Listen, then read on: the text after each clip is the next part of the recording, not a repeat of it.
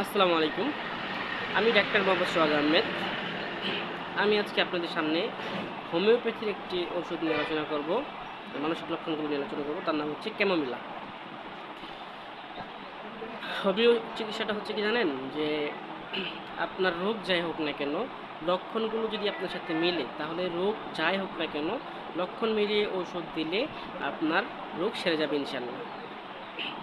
যেমন ধরেন, আমরা এলোপ্যাথি দোকানে গিয়ে বলি, ভাই আমার পেট ব্যথা, মাথা ব্যথা, ওষুধ দেন, ওরা দিয়ে দেয়, বাট ওটা খেয়ে আমাদের অ্যান্টিবায়োটিক খেয়ে সারিয়ে ফেলি, কিন্তু এটা পরবর্তীতে কিন্তু আবার আসছে। কিন্তু হোমিও ওষুধ লক্ষণ অনুযায়ী একবার খেলে দ্বিতীয়বার আর খেতে হবে না।